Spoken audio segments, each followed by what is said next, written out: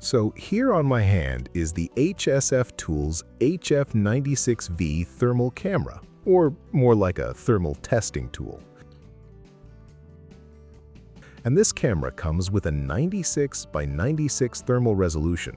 But wait, there's also a super resolution mode that boosts it up to 240 by 240. Pretty surprising, right? And that's not all.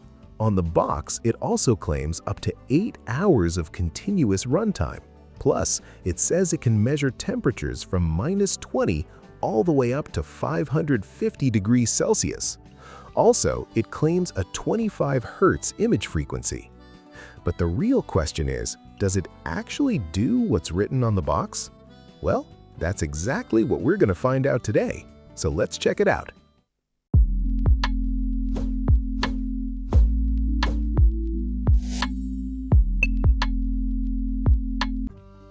Now, let's start with the unboxing. Right out of the box, the first thing we get is the user manual. Yeah, I know, you probably expected the camera first, but nope, manual comes first. After that, there's also a small thank you card for choosing their product, which is actually a nice little touch. Really appreciate that. Then we get a small box, and inside that, there's a USB-A to USB-C charging cable. And finally, here comes the main thing you were waiting for, the HF96V from HSFTOOLS. And honestly, first impression feels pretty good. The body feels handy, and the grip makes it comfortable to hold. The build quality also feels nice because of this rubberized texture around the body. Now let's quickly go over the buttons and layout. Below the display, there are 5 buttons. Starting from the left, the first one is the power button. In the middle, there are 2 buttons for up and down navigation, and on the right side, there's the back button. Now, moving to the rear side, at the top, there's the laser, then in the middle, there's the image laser sensor, and finally, the camera itself. That's what we'll use to capture thermal images. On the top side of the HF96V, you get a USB-C port for charging. And yes, you can also transfer images through it.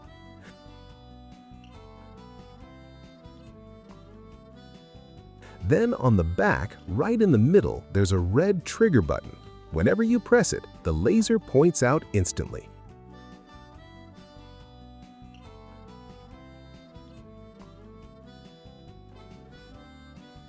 There's also a built-in lantern light. And at the bottom, you even get a tripod mount for extra stability.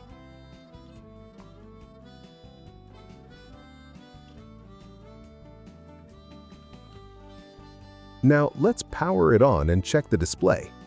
Just press the power button and boom, the display lights up. Though yeah, it does take a slight moment to fully boot up.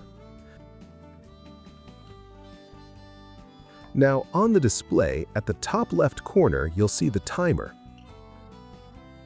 And on the top right side, there's the battery indicator showing the remaining charge. Nothing fancy here, just a simple classic battery icon. Besides it, there's also a monitor icon. In the center, it shows the temperature reading in Celsius. For my case, it's showing around 27.7 degrees Celsius. And below the display, you can also see the distance between the device and the target point. It also shows the maximum and minimum temperature readings, which here are around 31.5 and 27 degrees. Now, you might be wondering, where's the menu? Well, just press the power button again, and there you go. Inside the menu, we get albums, image settings, super resolution on and off, emissivity, distance, color palettes, display settings, level and span, alarm temperature range, and more. Now let's go back and check everything step by step. Starting with albums, this is basically where all your captured images are stored. And yep, the photos we took earlier are already visible here.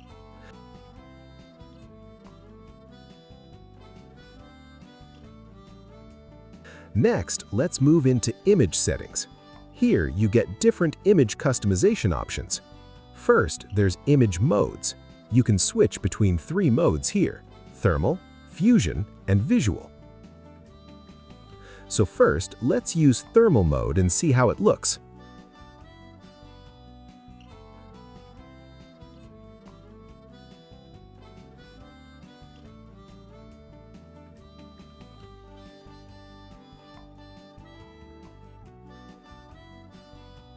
Then we have parallax correction, where you can choose between 0.3 meters and 0.5 meters. Now, if you're confused about what parallax means, it's basically adjusting the measurement based on shooting distance. So during the test, you can see the distance range I'm covering with it.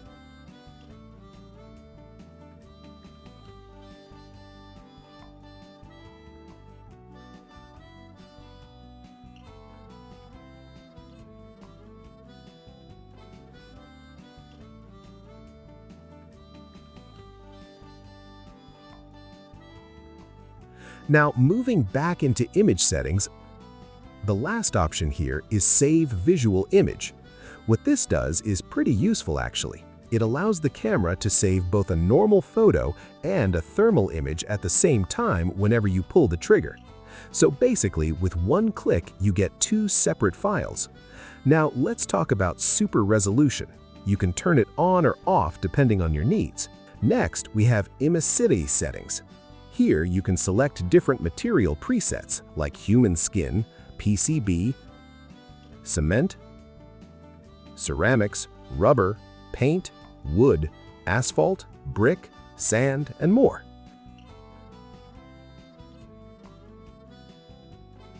For our testing, we selected wood. And since our distance setting is 0.5 meters, we're sticking with that for now. But of course, you can customize all of this based on your own usage.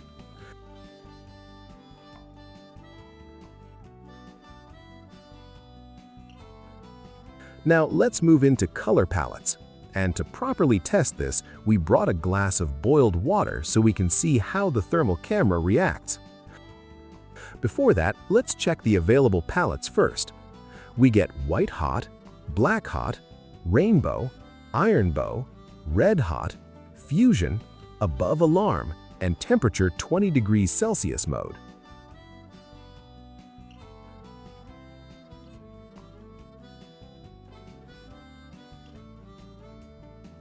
By default, it was set to rainbow, but let's switch to fusion first. And there we can see more of a reddish thermal vibe. It's not super clear on camera, but in person, the temperature separation actually looks pretty interesting. And one cool thing is, you can actually see the heat visibility through the glass because of the hot water inside.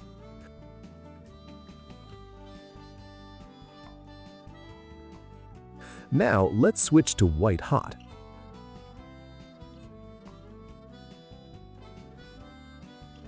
And here, the image turns more black and white with a slightly bluish tone.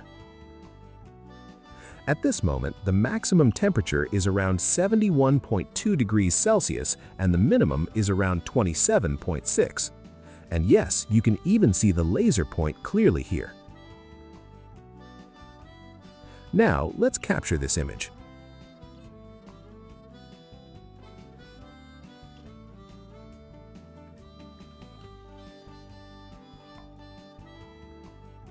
Next, let's check display settings. Here you can enable hot, cold, center, and parameters. Honestly, it's better to just keep them all enabled. Then, inside level and span, you can choose between auto and manual mode.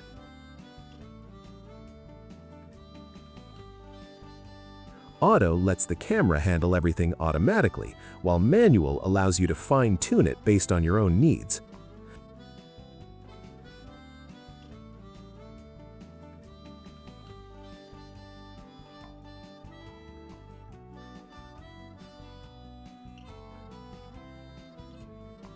Now, talking about the alarm settings,